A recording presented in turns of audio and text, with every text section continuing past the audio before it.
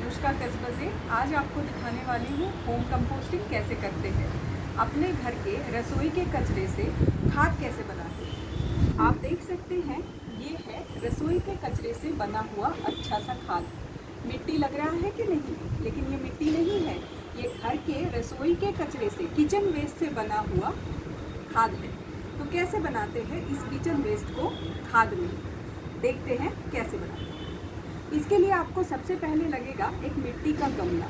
आप इसमें देख सकते हैं इसको एक छेद है, यहाँ पर ऐसे 2-3 छेद आप बना सकते हो, ताकि जो भी ये खाद बनाने के तरीके में जो भी ज़्यादा पानी हो जाता है वो सारा उससे नीचे निकल आ सकता है। इसके लिए हमें ज़रूरी है, ये है रॉ मटेरियल। सबसे पहले हमें ज़रूरी सामग्री देखनी है, तो इसके लिए हमें लगेंगे नारियल के छिलके, जो बहुत आसानी से हमारे घर में मिल जाते हैं रसोई में।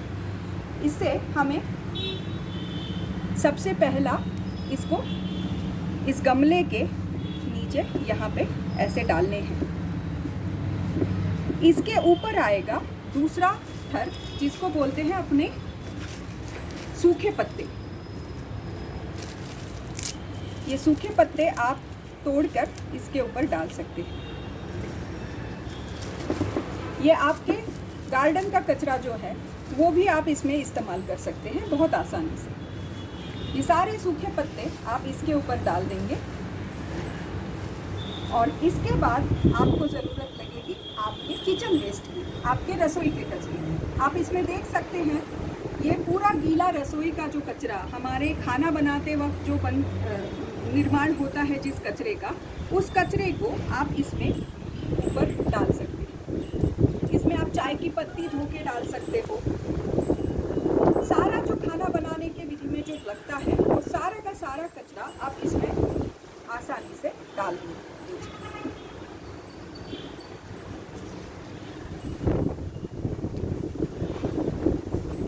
अब इसके ऊपर आपको ज़रूरत पड़ेगी, आपके घर में जो खट्टा छाछ बनता है, छाछ खराब होने के बाद, ज़्यादा खट्टा होने के बाद कोई नहीं पीता, उस छाछ को आप इसके ऊपर ऐसे डाल सकते हैं। अगर आपके पास छाछ नहीं है तो आप ऐसे आसानी से कोई भी मिट्टी आप इसके ऊपर डाल सकते हैं, जो आपके घर में है, आजू बाजू में आपको आराम से मिल जाएगी। छाछ नहीं है तो कोई बात नहीं, मिट्टी डाल दीजिए। अगर मिट्टी भी आपको नहीं लगती है, या फिर अगर आपको आसानी से ये कल्चर, कंपोस्ट कल्चर बाज़ार में मिलता है, उसका भी इस्तेमाल अगर आप कर सकते हो तो वो भी डाल सकते हैं। या फिर काउडंग, वो भी आप इसमें इस्तेमाल कर सकते हैं। तो जो आपको मिले वो आप उसमें डाल दीजिए और उसके ऊपर वापस से ये सूखे पत्ते, उस सूखे पत्तों से इसको कवर कीजिए। अच्छे से दबाकर थोड़ा सा पानी इसके ऊपर आप छिड़क दीजिए। जो ज़्यादा पानी है वो जो छेद मैंने सुबह पहले दिखाए थे सबसे पहले, उसमें से निकल आ जाता है। अभी ऐसे एक दिन का आपके किचन रसोई का जो कचरा है, घर में बना हुआ आपके रसोई का कचरा एक गमले में आप आराम से डाल सकते हैं। इसको ऐसे घर लगाने के बाद, इसको ऐसे लेयर्स में डालने के बाद आप 4 दिन तक इसको बिल्कुल भी हाथ नहीं लगाएंगे, ऐसे ही रहने देंगे। सिर्फ 1 या 2 बार पानी उसके ऊपर ऐसे छिड़केंगे रोज़, वो भी पानी की मात्रा। अगर आपको समझ में आ गया कि गमले के बाहर पानी आ रहा है नीचे से, तो पानी डालना बंद कर दीजिए। और 4 दिन के बाद इस कचरे को, नीचे का कचरा ऊपर आए और ऊपर का कचरा नीचे जाए, इस तरीके से उल्टा कर दीजिए। ये है सबसे आसान तरीका खाद बनाने का। ऐसे आप मिट्टी के 7 गमले आपके 7 दिन के लिए घर में लगा सकते हैं। अगर आपके घर में ऐसे 7 गमले नहीं हैं तो कोई बात नहीं, आप जो पानी पीने का मिट्टी का जो हमारा गमला होता है जिससे हम पानी पीते हैं, उसमें भी आप एक के ऊपर एक ऐसे हर रोज के कचरा डाल सकते हो, जो जिसमें डाल सकते हैं। इसमें भी आप डाल सकते हो, लेकिन याद रखिए 4 दिन के बाद ऊपर का कचरा नीचे और नीचे का कचरा ऊपर आना ज़रूरी है। ऐसे करके आप रोज़ के रोज़ इस पे लेयर लगाते जाएंगे और कचरा डालते जाएंगे, तो 1 महीने के बाद आपको दिखाई देगा ये आप देख सकते हैं, इस गमले से ही उल्टा किया हुआ कंपोस्ट आपको दिखाई देगा। ये मिट्टी नहीं है, ये घर के रसोई के कचरे से बना हुआ खाद है। आप इसको देख सकते हैं, एक एक दाना मिट्टी के दाने जैसा बन गया है। और इसकी जो खुशबू है, तो आप समझ सकते हो कि पहली बारिश के बाद मिट्टी की जो खुशबू आती है, वैसी खुशबू इस खाद को, कंपोस्ट को आती है कि नहीं? बहुत आसान तरीका खाद बनाने का।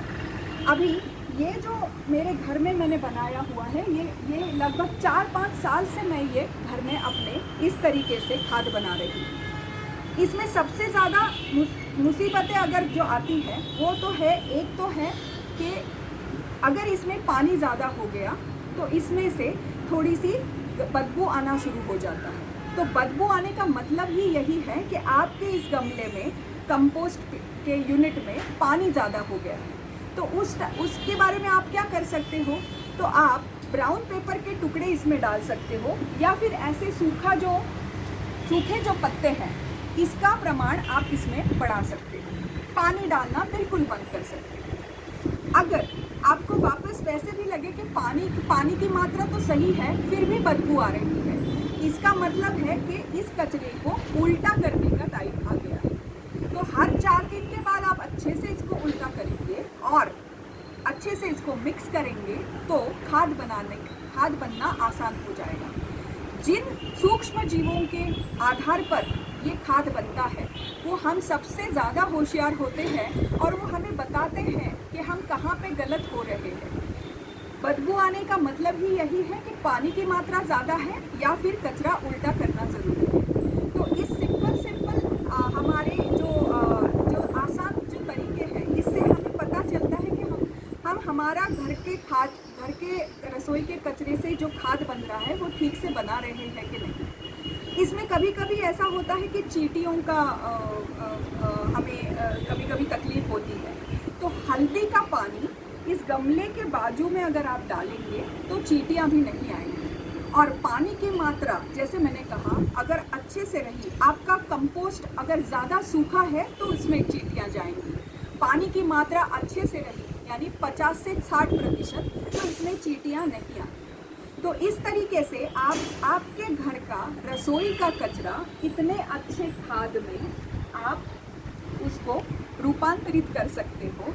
और इससे मैंने जो घर में बनाया है, ये 4 साल से मेरे घर में रोज़ के रोज़ मैं मेरे घर का किचन वेस्ट इसमें डालती जा रही हूँ और इससे ये अच्छा सा खाद बन रहा।